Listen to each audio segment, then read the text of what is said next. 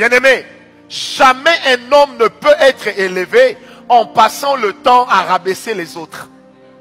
Jamais un homme ne peut être béni lorsqu'il passe le temps à salir la réputation des autres. Dieu ne nous a pas bénis et Dieu ne nous appelle pas à vivre en concurrence.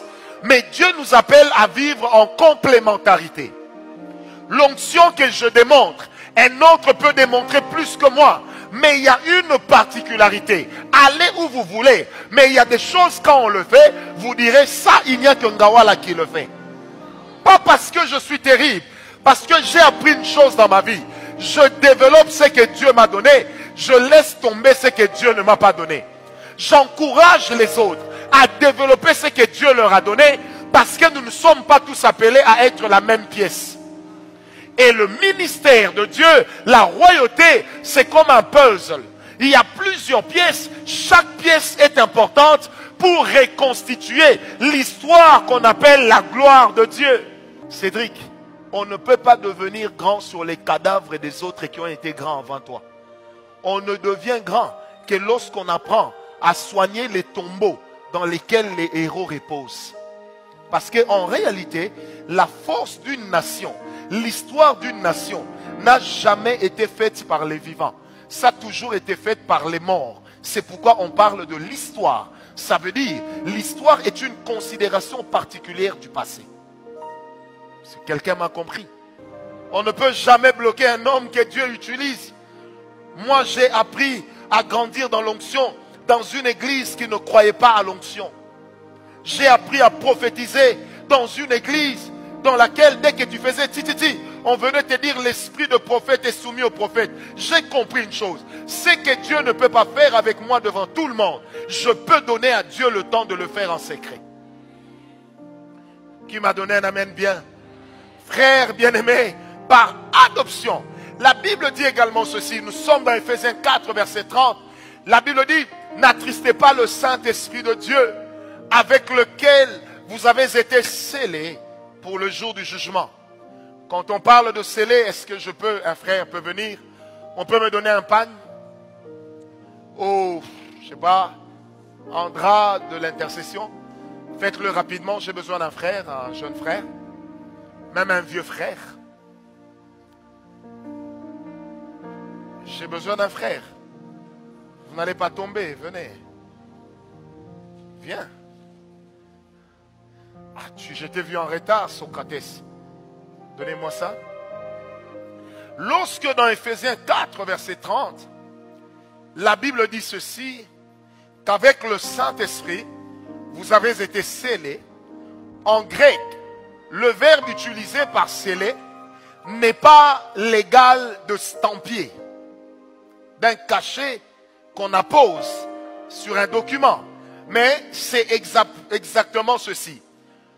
Lui est le Saint-Esprit, moi je suis l'homme. Non, ou moi je suis le Saint-Esprit, lui est l'homme. Je ne dis pas que je suis le Saint-Esprit. C'est un exemple.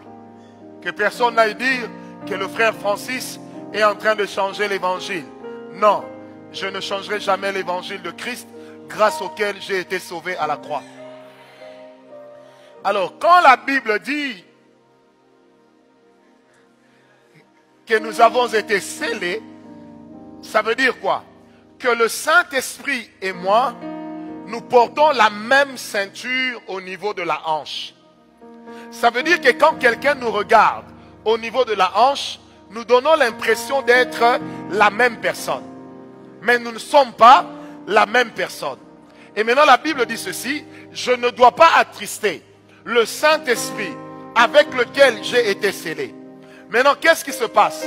Lorsque je suis scellé avec le Saint-Esprit, la ceinture se porte au niveau d'où?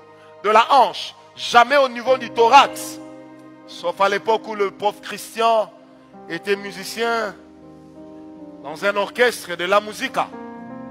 À l'époque où on mettait les pantalons jusqu'au niveau de la hanche. Alléluia. Alors lorsqu'on dit que nous portons la même ceinture, il faut bien me suivre.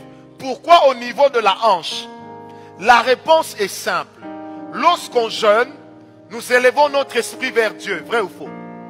Mais en réalité, lorsqu'on jeûne, On fait le vide de quelle partie de notre corps? Le ventre. Généralement, pour ceux qui font la délivrance va plus vite. Mais quand vous chassez le démon, généralement, vous regardez le visage ou le ventre. Qu'est-ce qui vous amène à regarder le ventre?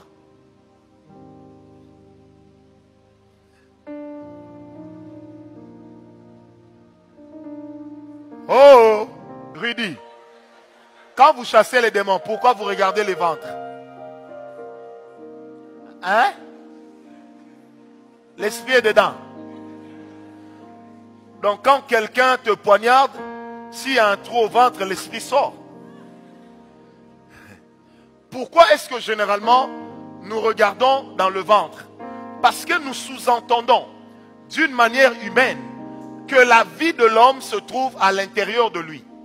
Et la partie qui est la plus intérieure de l'homme, c'est généralement représenté par le ventre. L'onction royale, c'est une autorité qui se démontre. Ce n'est pas une autorité chrétienne qui se négocie. On ne négocie pas avec l'onction royale. Ou on l'a, ou on ne l'a pas. Vous voyez mon ombre? Ça c'est mon ombre. Hein? Vous voyez, quand mon ombre va arriver à son niveau, l'onction qui est sur moi va la toucher. C'est arrivé à son niveau, n'est-ce pas? Ça va la toucher. Je n'ai pas besoin de prier. Je suis fils par adoption. Je démontre que c'est que j'ai reçu de qui? De mon Père. C'est pourquoi Jésus pouvait dire, mon Père agit, moi aussi je fais quoi? J'agis. Et si mon Père agit, on ne le voit pas, parce qu'il est mystérieux. Moi j'agis, on me voit, parce que je suis un homme. Mais en qui l'onction de Dieu fait quoi? Habite. Amen. Est-ce que ça marche? Vous êtes combien? 1, 2, 3, 4, 5, 6, 7, 8, 9, 10, 11, 12, 13, 14. On va s'arrêter avant bonheur là-bas. Les 14 ici, l'onction va les toucher au même moment. Est-ce que vous comprenez? C'est ça aussi l'autorité. C'est ça l'autorité. C'est ça l'autorité. Est-ce que quelqu'un me comprend? C'est comme ça que l'onction travaille. On n'a pas besoin de pousser quelqu'un. Parce que quand l'onction royale est là, elle est capable de se dégager. Vous qui êtes sur la première rangée là-bas, je vais prier, l'onction va les toucher. Ok, on va aller à 4. 1, 2, 3, 4. Que l'onction de Dieu travaille là-bas au-dessus. Je libère cette onction. Qu'elle travaille là-bas. Qu'elle travaille là-bas. Qu'elle travaille encore. Et qu'elle accorde une plénitude. Encore. Recevez-la. Oui, Dieu peut le faire. Parce que l'onction royale, elle se démontre. Est-ce que quelqu'un m'a compris? Toute cette rangée ici, touchez vos chaises. L'onction royale, c'est une autorité de Dieu qui est capable de se libérer. Elle peut se libérer. Moi, je prie pour cette chaise. Enlevez-moi tout ça. Je prie par exemple pour cette chaise. En disant, Père, l'onction est sur moi. Si je m'assieds, c'est que la chaise aussi a reçu ma transpiration. Elle a reçu mon onction. Si je prends ma chaise et que je la colle à sa chaise, l'onction de Dieu va quitter cette chaise. Elle va passer chez elle et elle va aller jusqu'au fond là-bas. Ça a commencé. Dieu est fidèle. Dieu est fidèle. Ça va aller jusque chez Maman Titi. Il n'y a que l'onction pour faire ça. Ça va aller là-bas. Pourquoi Dieu le fait? Parce que l'onction royale, elle démontre l'autorité de Dieu au travers de la vie d'une personne. Il ne faut pas dire que les enseignements du prophète sont compliqués. Ils sont simples. Il suffit d'avoir l'esprit pour comprendre ces choses. L'onction royale n'a pas d'âge. Ce n'est pas parce que vous êtes jeune que vous devez faire comme tout le monde. Non. On peut être jeune, mais avoir un esprit vieux. Quand Ézéchiel a commencé à parler sur Israël, il n'avait que 30 ans. Quand Jésus est allé à la croix, il n'avait que 32 ans et demi, 33 ans.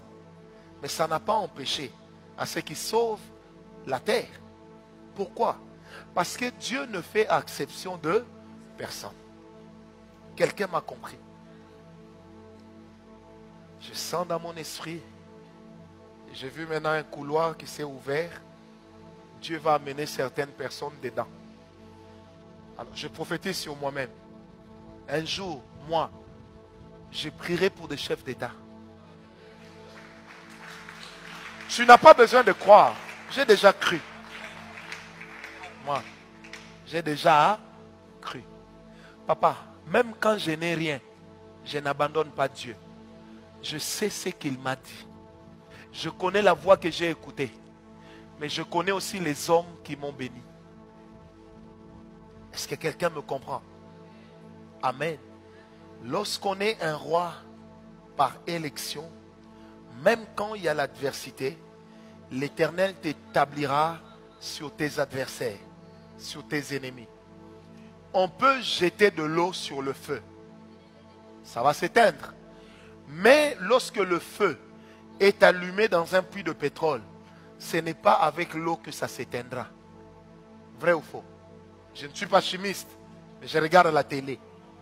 Parce que simplement, l'origine du feu définit la nature du feu. Et la nature du feu prouve comment est-ce qu'on doit traiter ce feu-là. Là où Dieu lui-même a allumé un feu, personne ne peut l'éteindre. Là où Dieu allume un foyer de flamme, personne ne peut l'éteindre. Même s'il y a encore de la fumée, la Bible dit, il n'éteindra pas le roseau qui fume. J'aimerais dire à vous, Église, qui avez l'habitude de parler en mal des hommes de Dieu, de vous moquer des serviteurs de Dieu, laissez Dieu traiter ses serviteurs comme il veut. Ce n'est pas vous qui les avez établis, c'est Dieu. Ce n'est pas vous qui les avez appelés, c'est Dieu. On ne blague pas avec la malédiction. Un homme de Dieu ne peut pas être ton ami parce que vous n'avez pas la même dimension d'onction. C'est pourquoi il y a des gens qui sont maudits. Il y a des gens qui vont dire le Congo est un scandale géologique. Les gens prient. Mais pourquoi les gens n'évoluent pas? Quelle est la qualité que l'église du Congo donne des chrétiens? Les chrétiens congolais sont dans la calomnie, dans la médisance, dans l'impudicité, dans l'adultère, dans la méchanceté. Vous trouvez des chrétiens qui prient dans la même église, qui ne se saluent pas. Vous trouvez des chrétiens qui prient dans la même église, ils savent qu'ils se haïssent. Vous trouvez des chrétiens qui prient dans la même église, qui ne s'aiment pas et ils ne se gênent pas de dire que je ne vous aime pas. Vous avez des prédicateurs qui prétendent servir le même Christ, mais ils bâtissent et ils fondent la gloire de leur ministère en dénonçant les erreurs des autres pour que les fidèles les fuient et viennent vers eux. Mais ce que tu oublies, c'est qu'aucun d'entre nous ne recevra une couronne pour le nombre des fidèles. Chacun recevra la couronne par rapport à la fidélité sur la vision que Dieu lui a donnée. Frère, je me fous pas mal de savoir ce qui arrive au pasteur de derrière. Si malheur lui arrive, je prierai pour lui. Si Dieu le bénit, je dirai Alléluia. Mais je ne suis pas là pour fouiller dans sa vie. Je ne suis pas un inspecteur. Je suis une sentinelle. La sentinelle prévient du mal, mais la sentinelle n'établit pas le mal.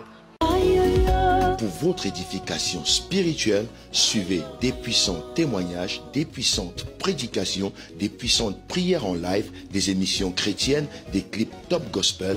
Abonnez-vous dès maintenant sur notre nouveau compte YouTube Kazarema Satellite. La Bible dit que vous devez vous entretenir par des psaumes, des hymnes, des cantiques spirituels, chantant et célébrant de tout votre cœur les louanges du Seigneur. Dès à présent, abonnez-vous sur notre chaîne YouTube Kazarema Satellite 2. Vous serez alerté en temps et en heure de chaque nouvelle vidéo. C'est très simple. En un clic, vous êtes abonné. Sa bonté est insondable. Sa fidélité. Pour recevoir toutes nos vidéos en temps et en heure sur votre téléphone portable, tablette, ordinateur, n'hésitez pas de faire sonner la cloche de notification. Ainsi, vous serez informé en temps réel sur toutes nos publications. Et vous ne raterez aucune de nos vidéos. Kazarema, le canal qui te transmet la vie. Kazarema, la chaîne qui t'emmène dans la présence de Dieu. Alors, abonnez-vous massivement. bienveillance.